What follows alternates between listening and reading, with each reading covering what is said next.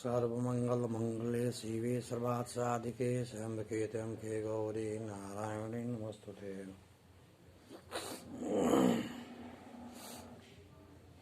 मैं डॉक्टर चंदन तिवारी, जूथालाल संस्कृत महाविद्यालय मझौलिया, पश्चिम चंपारण। आज ऑनलाइन क्लास के माध्यम से मैं पुनः शास्त्रीय प्रतिष्ठा साहित्य प्रथम खंड के छात्रों को इसे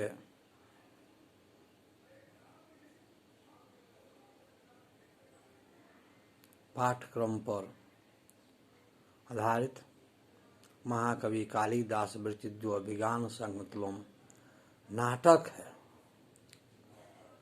उस नाटक के प्रथम अंक से कुछ श्लोकों को छात्रों से अवगत कराना चाहता, क्योंकि श्लोक महत्वपूर्ण है, परीक्षाओं में प्राय पूछे जाते हैं। इसी उद्देश्य से मैं आज छात्रों को अभिज्ञान संकुलम के प्रथम जो अंक हैं उससे कुछ श्लोकों को छात्रों के समक्ष प्रस्तुत करना चाहता हूँ, जो परीक्षोपयोगी है। सर्वप्रथम हम यो देखें, सहयोग है कि अभिज्ञान संकुलम का जो प्रथम अंक का जो एक श्लोक है, सुभग सलील अवगाह पाटल संसर्ग पूर्व इव वाता प्रेक्षायाम सुलभ निद्राम दिवसा परिणामस्यम रमणीया।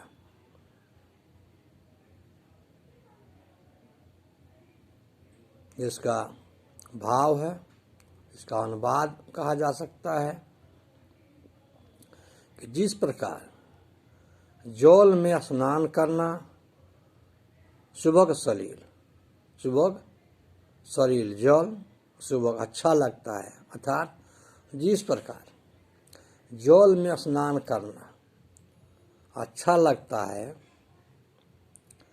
पाटल पुष्पों के संसर्ग से वन वायु सुगंधित होता है और सघन छाया वाले स्थान में निद्रा अनायास ही आ जाती है। क्या हम देखते हैं कि गर्मी के दिनों में कोई मजदूर कठिन परिश्रम करके या घने वृक्षों के पास आराम करने के लिए बैठा है तो वह सहज ऊँघने लगता है। उसी को महाकवि कालिदास ने यहाँ बिंब के रूप में प्रस्तुत किया है। बिंब विधान एकदम चलचित्र के द्वारा उन्होंने इसे परोसा है कि क्या कहा जाए, यूनिवर्सल ट्रूथ, वस्तु स्थिति एकदम सत्य के सत्य यथावत। इस प्रकार गर्मी के दिनों में जल में स्नान करना सुखकर होता है, अच्छा लगता है। ठीक उसी प्रकार पाटल पुष्पों के संसर्ग से वन वायु सुगंधित होता है और सघन छाया वाले स्थान में निद्रा अनायास आ जाती है। इसमें ग्रीष्मकाल के दिन सूर्यास्त के समय रमणीक होते हैं। इस श्लोक का भाव है कि जल में स्नान करना अच्छा लगता है, रुचिकर लगता है, एवं घने वृक्षों में आराम करने पर गर्मी के दिनों में अनायास नींद आ जाती है। ऐसे ग्रीष्मकाल के दिन में जो सूर्यास्त का समय होता है वह बहुत ही रमणीय होता है, मनोहर होता है।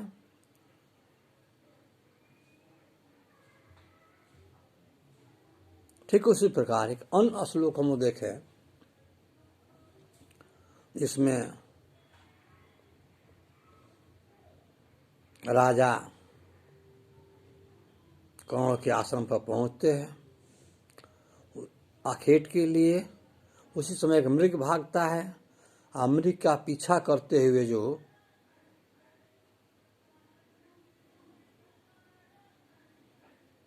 दुष्यंत जंगल में चल रहे हैं, अपने रथ को मृग के पीछे चला रहे हैं, तो उसका बड़े ही मनोहर वर्णन कालिदास ने से अभिज्ञान शाकुंतलम के प्रथम अंक में किया है। उन्होंने लिखा है, गिरवाव अंगाभिरामम मुहुर्नूपतते असंदने दत्तदृष्टे चष्मादेनं प्रविष्टः सर्पतन भयातः भूयसः पूर्वकायं दर्भ अर्धावलीढे संविवृत मुख भ्रंशभे किमवर्तमा पश्योद ग्रपलूत त्वादीयते बहुत्रम अस्तूक मुर्वाह प्रयाते। अर्थात यह हरिण अभी भी पीछे दौड़ते हुए रथ पर अपना बार बार दृष्टि डालता है। हरिण आगे आगे चल रहा है, पीछे से दुष्यंत का पीछा कर रहे हैं। तो हरिण दुष्यंत के बाणों से बचने के लिए दौड़ता आगे है, लेकिन बार बार अपने गर्दनों को मोड़कर पीछे की तरफ देखता है, कहीं राजा के कठोर बाण मेरे ऊपर तो नहीं आ रहे हैं। इसीलिए वो आगे भागते हुए अपने गर्दनों को मोड़कर बारंबार पीछे की तरफ देखता रहता है। हरिण पीछे दौड़ते हुए रथ पर बार बार गर्दन मोड़कर मनोहर दृष्टि डालता हुआ बाण गिरने के भय से पिछले भाग को अधिकता से अगले भाग में समेटता हुआ और श्रम के कारण खुले हुए जो मुंह है उससे अर्ध चबाए हुए जो ग्रास है वो गिर रहे हैं। अर्थात सरपतन भयाद, सर मने बाण, पतन मने गिरना, भयाद भय से। अर्थात मेरे कोमल अंग पर राजा दुष्यंत के कठोर बाण न गिरे, इसलिए वह हरिण अपने अगले भाग को पीछे की तरफ समेटता हुआ संकुचित कर लिया है। अर्थात अपने शरीर को बिल्कुल संकुचित कर लिया है, ताकि वह दुष्यंत के बाणों से रक्षित हो सके, बाणों से बच सके। और इसी क्रम में वो जो हरिण भाग रहा है, दौड़ रहा है, तो दौड़ने के क्रम से श्रम हो रहा है, और श्रम होने के कारण उसके मुंह खुल गए और मुंह में जो ग्रास लिए हुए हैं और श्रम के कारण खुले मुंह से ग्रास उसकी गिर न जाए, इसलिए वो हरिण बहुत ही सावधान होकर आगे की तरफ भागा जा रहा है।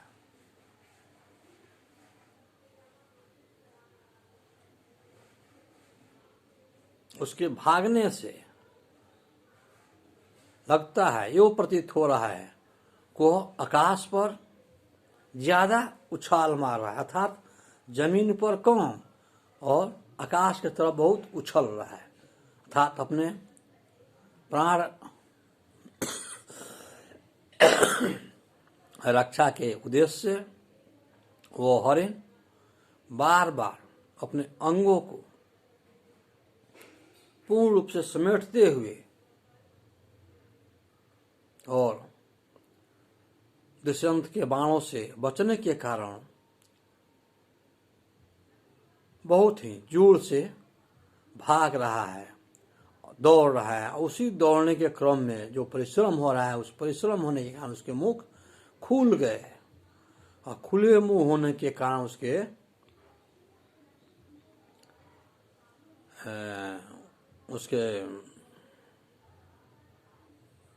शरीर से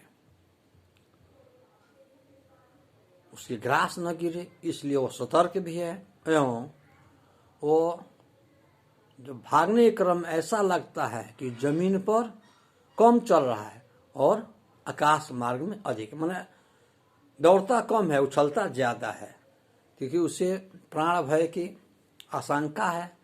इसी के लिए वो अपने प्राण को बचाने के लिए जोर जोर से उछलते हुए भाग रहा है ताकि उसकी रक्षा हो सके। उसी प्रकार एक दूसरे श्लोक को हम देखें, जो भी अभिज्ञान शाकुंतलम का प्रथम अंक से ही है। न खलु न खलु न खलु न खलु बाण सन्निपात्यो एवं अस्मिन मृदनी मृग शरीरे तूलम हरास इवाग्नि कवबत हरिणकानम जीवितम चातिलोलम कवच निश्चिता निपाता वस्त्र सरासते।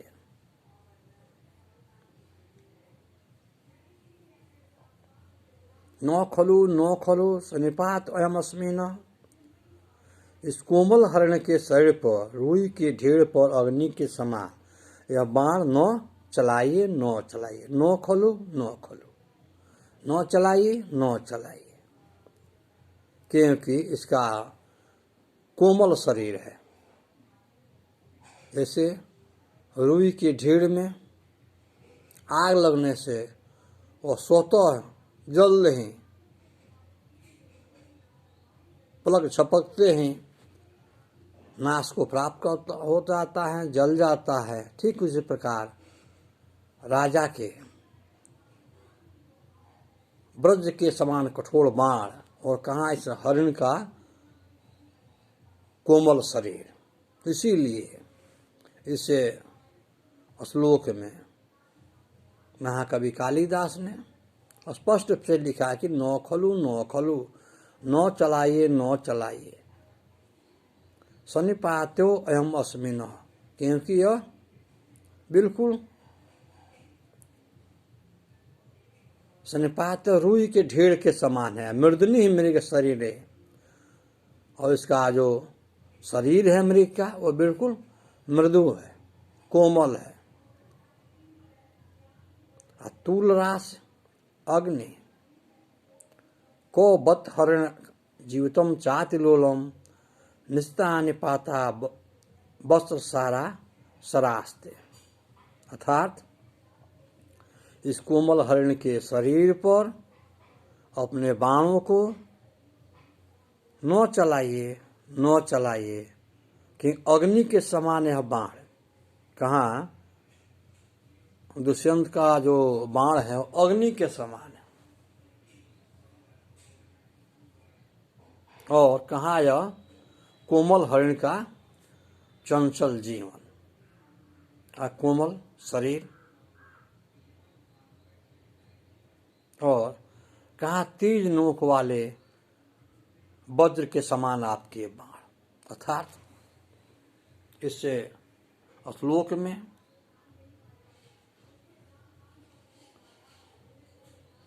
मृग के रक्षार्थ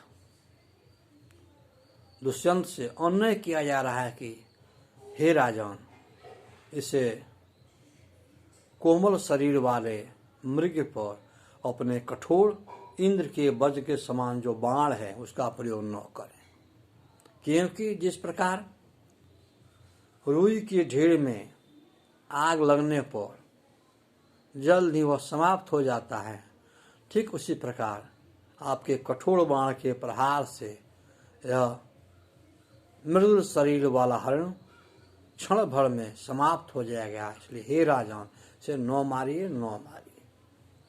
एक तरफ इस श्लोक में एक वन प्राणी की जीव रक्षा की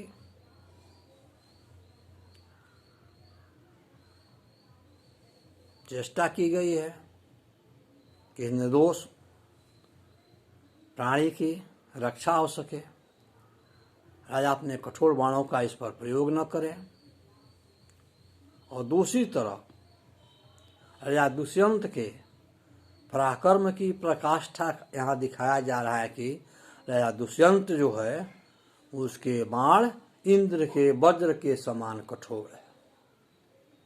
इसी कारण से देवासुर संग्राम में स्वयं इंद्र ने अपने सारथी मातली को दुष्यंत को लाने के लिए स्वर्ग से इस भूतल पर भेजा था और वो पराक्रमी राजा दुष्यंत मातली के साथ जाकर इंद्र की मदद किए और देवताओं को विजय दिलाए। तो यहाँ एक तरफ हरण की प्राण रक्षा और दूसरी तरफ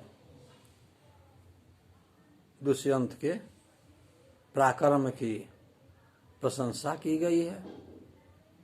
इस प्रकार हम देखते हैं कि ये जो श्लोक है अत्यंत ही महत्वपूर्ण है और प्रायः परीक्षाओं में अनुवाद और व्याख्या के लिए ये प्रश्न पूछे जाते हैं।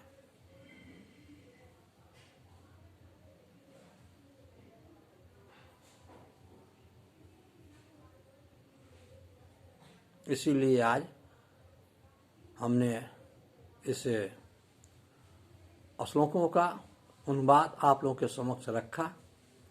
पुनः अगली कक्षाओं में फिर अन्य महत्वपूर्ण श्लोकों की चर्चा की जाएगी जिससे छात्रों का कल्याण हो सके।